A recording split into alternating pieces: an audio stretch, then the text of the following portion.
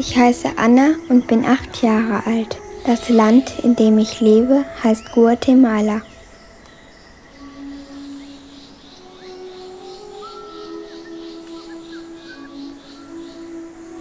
Im Tuch auf meinem Kopf trage ich eine Schüssel mit Masa. Das ist Teig aus Mais. Ich komme von der Maismühle im nächsten Dorf aus Chiché. Viele Frauen bringen ihren Mais morgens dorthin, damit er zu Teig gemahlen wird. Aus dem Teig backen wir später Tortillas. Wenn ich so um 5 Uhr morgens losgehe, ist es noch ziemlich dunkel und sehr kalt. Ich freue mich, wenn auf dem Heimweg die Sonne aufgeht, dann wird es wärmer. Vom Dorf bis zu unserer Hütte brauche ich eine halbe Stunde.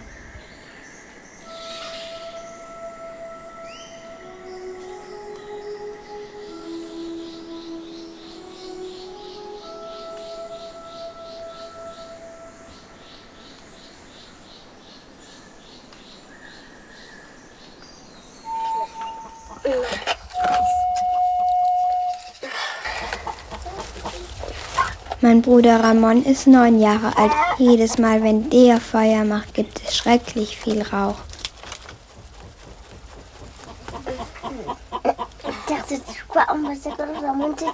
Silo spielt am liebsten mit der Katze.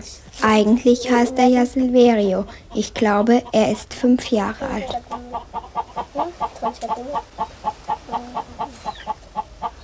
Anna und ihre Brüder sind heute allein.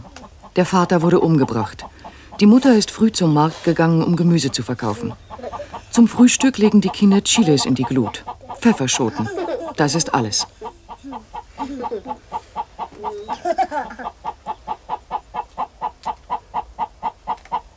Schade, dass wir heute nur Chiles zum Frühstück haben. Ich esse lieber Suppe, aber die ist zu Ende. Tortillas von gestern sind auch nicht mehr übrig.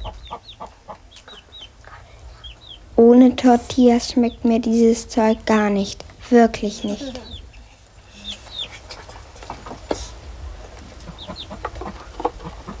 Samstags geht Ramon meistens Schuhe putzen. Er guckt jedes Mal in seinen Kasten, ob noch alles drin ist, bevor er losgeht. Manchmal hat er gar keine Lust, so wie heute, dann geht er viel zu spät weg, wenn die Sonne schon heiß wird. Wenn Mama das später hört, schimpft sie. Die anderen Schuhputzerjungen sind auch schon früher da.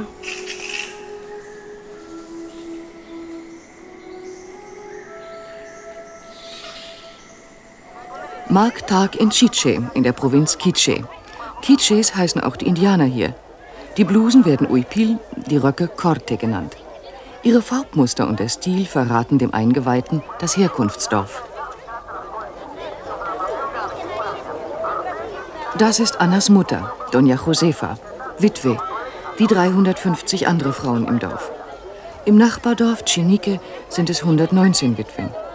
Ihre Männer sind erschossen, erschlagen, entführt, verschwunden. Wenn dann noch Hütten und Ernten brannten, flüchteten die Überlebenden zeitweise in die Urwaldberge. Bis zu den freien Wahlen von 1985 putschte sich eine Militärdiktatur nach der anderen an die Macht.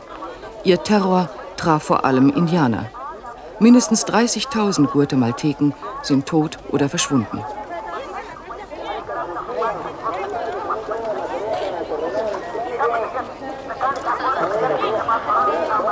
Annas Mutter stickt seit Neuestem für den Souvenirhandel. Vielleicht 30 Pfennig bringt so ein Tuch. An einem Samstag verdient sie etwa 2 Mark, falls sie alle Paprikaschoten los wird. Die hat sie anderswo billig eingekauft, 6 Fußwegstunden entfernt. Zeit ist nicht Geld in Guatemala. In 3 Schuhputzjahren ist Ramon zum Profi geworden. Schon der 4. Kunde heute, nicht schlecht. Einmal Schuhe putzen, 25 Centavos, etwa 17 Pfennige. Ob er an diesen großen Stiefeln noch verdient, wenn man die Kosten für die Schuhcreme abzieht? Früher haben die anderen Schuhputzer Ramon von der Mauer verdrängt, vielleicht weil er so klein ist. Er hatte den Mut, sich abseits zu platzieren. Die Kunden kommen trotzdem. Kein Wunder bei so viel Gründlichkeit.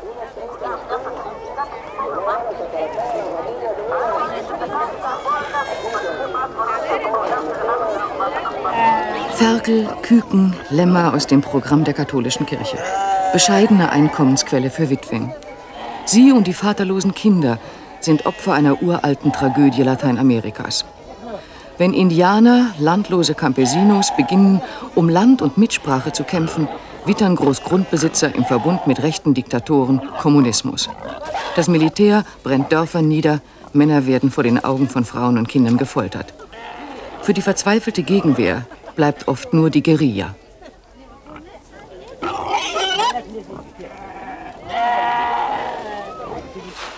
Wir haben gehört, auch Annas Vater sei bei der Guerilla gewesen. Was geht in einem Kind wie Anna vor? Sie war zum Höhepunkt der Gewalt ein Kleinkind. Für Kinder ist es egal, ob die Rechten oder die Linken den Vater ermordeten. Mataron a mi papá. Sie töteten meinen Vater, sagen Anna und ihre Geschwister.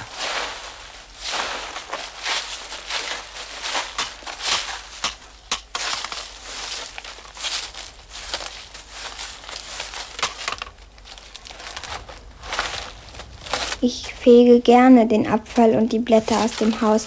Ich fege jeden Tag. Am liebsten würde ich bei anderen Leuten sauber machen. Für das Geld könnte ich mir einen Rock kaufen.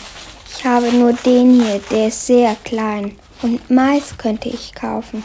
Und eine Bluse für meine Mutter und eine Hose für Silo.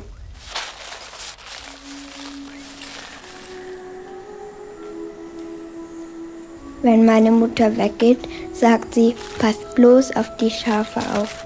Gut, sage ich, machen wir. Aber oft laufen die weg zum Nachbarn und fressen die Pflanzen vom Feld. Gestern war der deshalb sehr böse mit mir. Silo soll eigentlich auch auf die Schafe aufpassen, aber der vergisst es immer.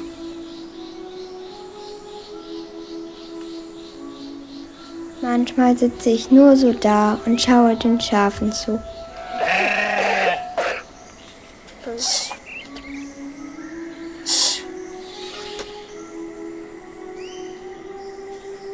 Ich habe keine Uhr, aber ich weiß genau, wann es Mittag ist.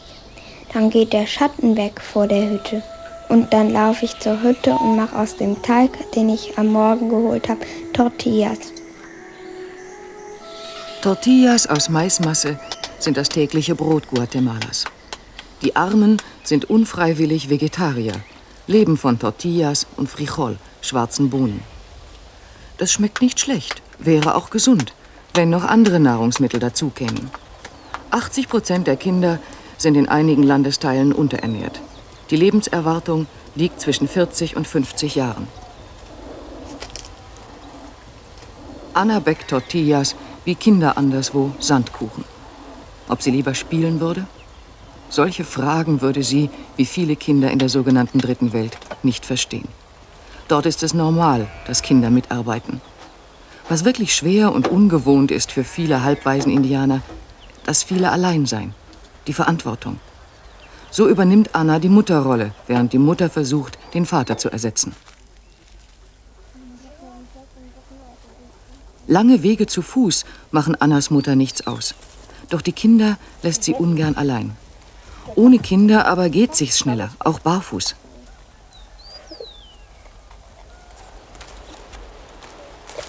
Als letzter kommt heute Ramon vom Markt.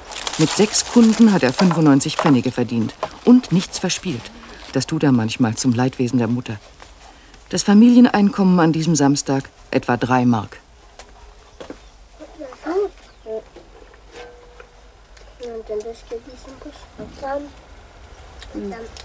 Mit meiner Mutter sprechen wir immer Kitsche. Alle im Dorf sprechen Kitsche. Nein, wir haben kein Foto von meinem Papa. Wir hatten eines, aber das haben uns die Soldaten weggenommen, als wir zur Küste arbeiten gingen. Meine Mutter sagt mir nichts über meinen Papa. Ich kann mich an Papa nicht erinnern, aber ich weiß, dass ihn die Soldaten getötet haben.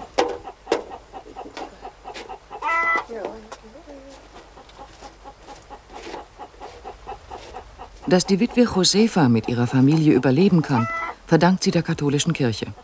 Genau genommen dem Witwen-Programm eines Säkularinstituts. Gegründet in Deutschland sind die meisten Mitglieder heute Indianerinnen, katholische Frauen, Laien. Bei ihnen holen sich die Witwen die Lebensmittel ab, in der Pfarrei. Doch ebenso wichtig sind Gespräche über Kindererziehung, Ackerbau, Hygiene. Nur damit können die Witwen sich langfristig selbst helfen. Das ist Maria, Annas 13 Jahre alte Schwester. Sie holt heute die Familienration Mais und Milchpulver ab. Das kommt selten vor, denn Maria ist zu Hause nur noch Besuch. Sie arbeitet als Dienstmädchen in der Hauptstadt. 7 Tage von morgens 6 bis abends 10 Uhr für 25 Mark im Monat. Eine billige Arbeitskraft, wie tausende Indianermädchen.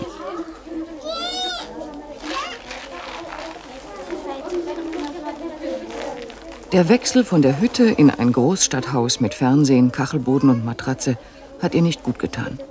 Kulturschock nennt man das wohl. Sie wünscht sich jetzt städtische Kleidung, will der Mutter nichts vom Geld abgeben. Sie mault über den Schmutz im Maisfeld und macht nur widerwillig ein freundliches Gesicht für die Kamera.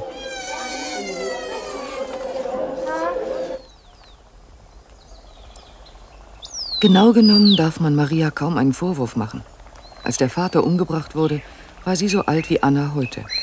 Die ganze Sorge für die Geschwister lastete auf ihr. Das machte sie früh reif und selbstbewusst. Dem Alter nach ein Kind und doch eine Frau. Mit 13 ohnehin heiratsfähig. Manch eine wurde in ihrem Alter Witwe.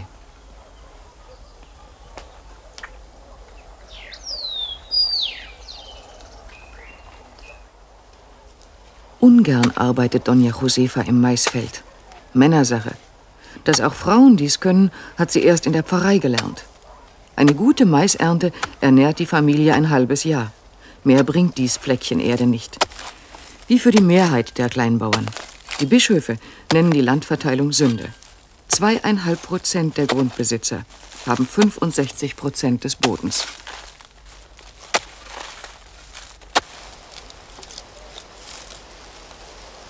Zweig für Zweig sammelt Anna Leña, Brennholz, wie Millionen Frauen und Kinder in der dritten Welt, wo statt des Elektro- und Gasherdes ein Lagerfeuer in der Küche lodert.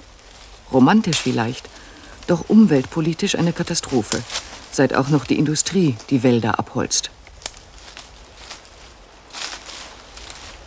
Es dauert lange, bis ich genügend Holz gefunden habe.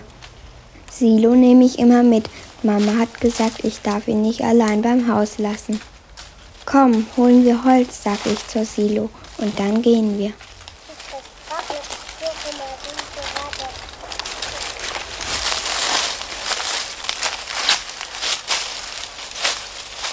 Manchmal hilft Silo mir, aber meistens klettert er nur auf die Bäume, wie ein Affe.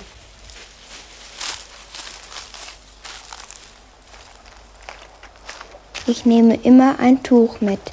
Das Tuch drehe ich zusammen und lege es auf meinen Kopf. Da kann ich das Holz gut tragen.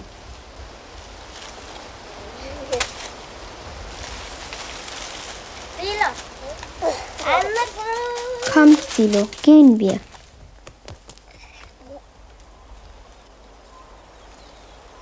Heute habe ich viel Holz gefunden. Ja, ich kann es schon tragen.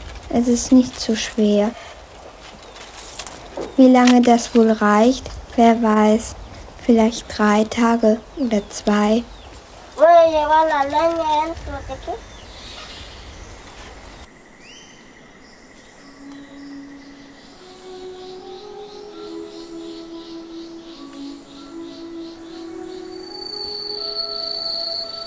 Ich lege mich auf unser Bett.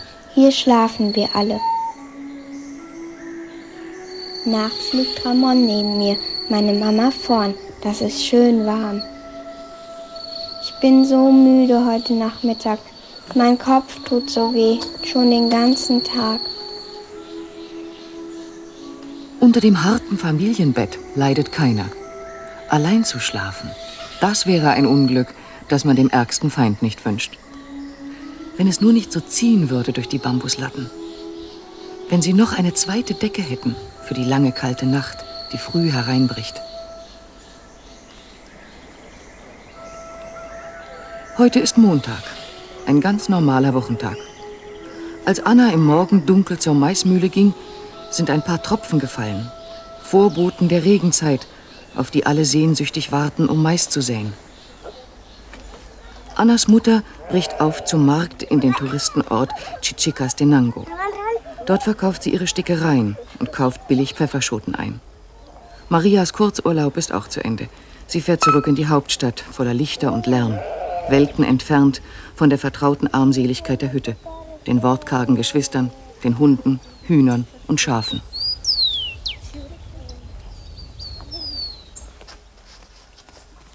Ramon geht zur Schule. Der einzige aus der Familie, der zurzeit lesen und schreiben lernt.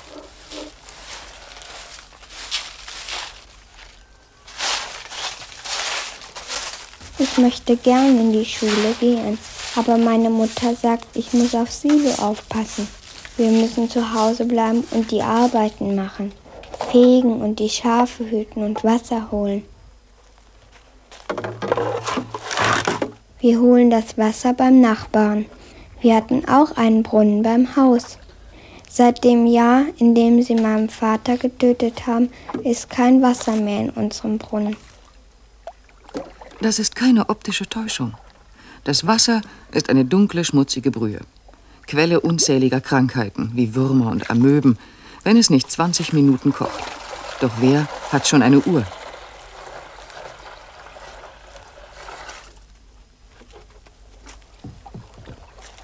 Silo sieht zu. Wasser holen ist Frauensache. Die traditionelle Arbeitsteilung sieht vor, dass Indianer jung mit dem Vater auf dem Feld sind. Doch Silos Vater wurde ja umgebracht, wie 1000 Indianerväter. Anna hat keine Ahnung, dass die Wassermenge, die sie mühsam heranschleppt, weniger ist als das, was hierzulande bei einer einzigen Toilettenspülung wegrauscht. Für sie reicht es jedenfalls, sich damit ihre schönen Haare zu waschen. Gepflegte, lange Haare, der Stolz jeder Indianerfrau. Wer sie abschneidet und europäische Kleidung trägt, dokumentiert, dass er nicht mehr Indianer sein will, sich den Ladinos zurechnet. Gottes freie Natur ist Badezimmer und Toilette. Die Frauen von der Pfarrei propagieren Latrinen. Bauen müsste sie freilich der Mann, der aber ist tot. Ich wasche meine Haare, wenn die Sonne schon hoch am Himmel steht. Frühmorgens ist es noch zu kalt. Ich nehme Waschpulver. Auf dem Markt verkaufen sie Shampoo, das ist sehr teuer.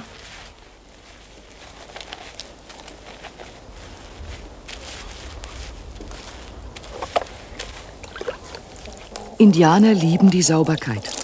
Viele Hütten haben eine Art Sauna, groß wie ein alter Brotbackofen, in dem regelmäßig der Schmutz ausgeschwitzt wird. Was denkt und fühlt Anna? Welches Trauma bleibt in den 100.000 Waisen und Halbwaisen, die dabei waren, als der Vater entführt, erschossen, die Mutter vergewaltigt wurde? Staatlich zugesagte Hilfe kam nie an. Nur die Kirche half. Zum Beispiel mit Schulheften und Bleistiften für die Witwenkinder. Aber die Frauen von der Pfarrei haben Mühe, die Witwen zu überzeugen, dass Schule lebenswichtig ist. Immerhin besucht Ramon jetzt mit ihrer Hilfe die 1. Klasse. Die Mengenlehre geht ihm leicht in den Kopf, trotz Fieber. Grippe wahrscheinlich.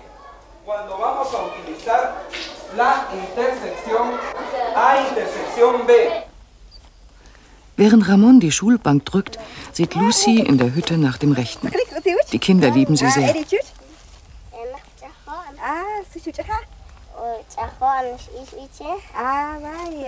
Lucy ist Quiché-Indianerin. Sie gehört zur Pfarrei, zum Säkularinstitut. Die Leute sagen Hermana, Schwester. Sie selber verstehen sich als Laien.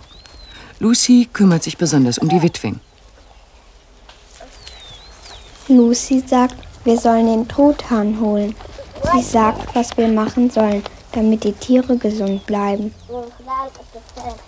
Lucy fragt, wie viele Hühner habt ihr? Wie alt ist euer Truthahn?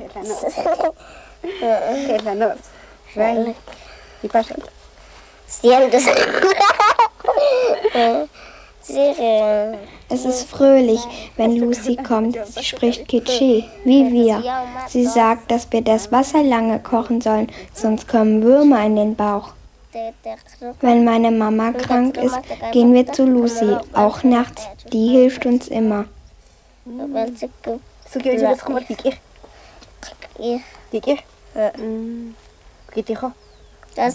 Lucy sagt auch, Silo und ich sollen in die Schule gehen. Wichtiger als Lucys Aufsicht über die Hilfsprogramme ist das Vertrauen. Immer häufiger reden sich die Witwen das erlebte Grauen von der Seele. Lucy trägt schwer daran.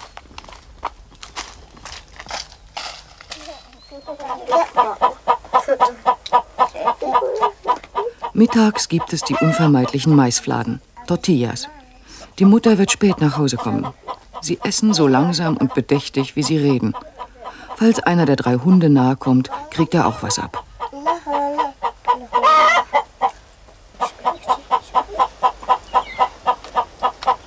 Ramon sieht aus, als ob er träumt, aber er fühlt sich nur schlecht. Gejammert wird nicht.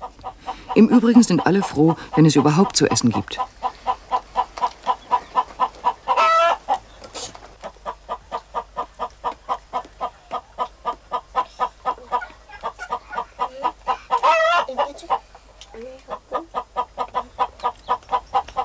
So kann man auch Schularbeiten machen.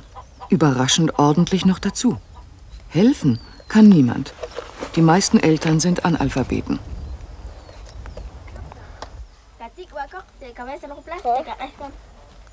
Nachdem Ramon über seinen Hausaufgaben geschwitzt hat, wäscht Anna sein Hemd. Freiwillig.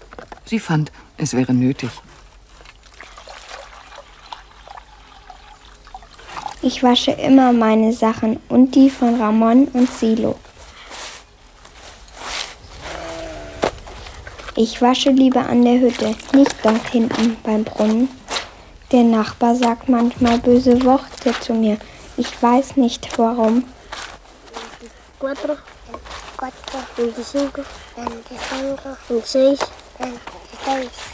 Silo lernt die Zahlen von Ramon.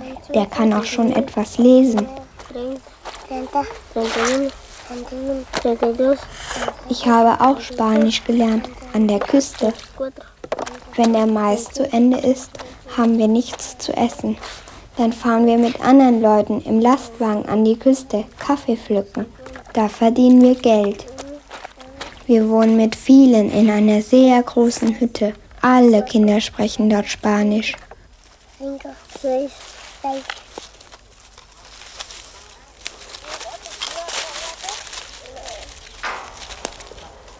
Ramon und Silo spielen Sera.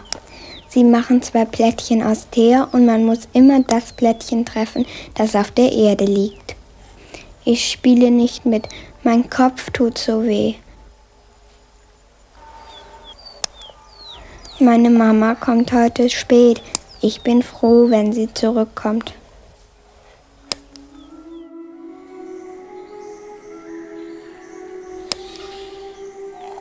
Anna ist eingeschlafen auf der nackten Mutter Erde, wie die Indianer sagen.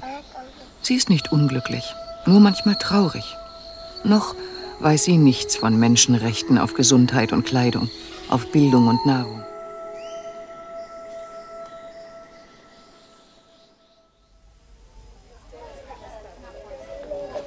Heute ist Dienstag, Fiesta. Der Mais für die Aussaat soll gesegnet werden und es gilt, um Regen zu bitten.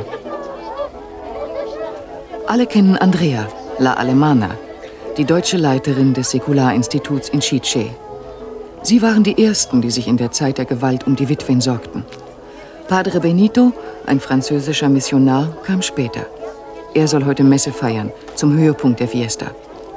Die Katechisten, Laien, die die Seelsorge in priesterlosen Gemeinden leiten, haben alles vorbereitet.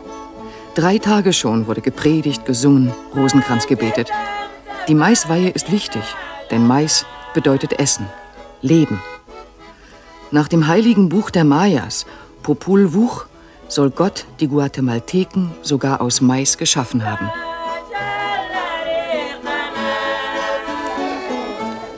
Anna trägt die für die Saat gesegneten Maiskolben der Familie.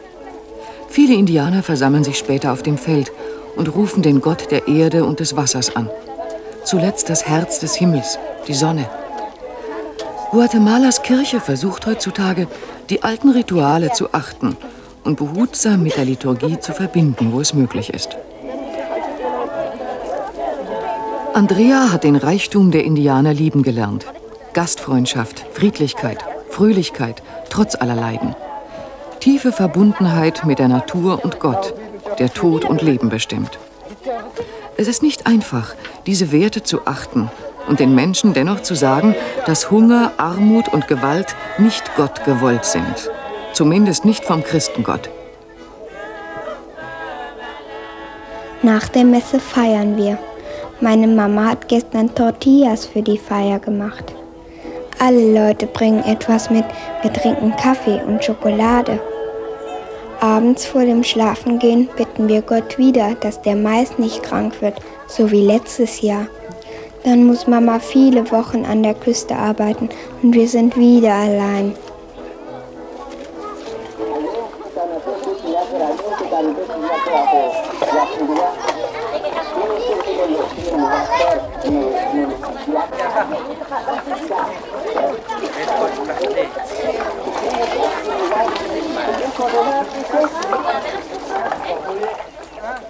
Eine Familienidylle?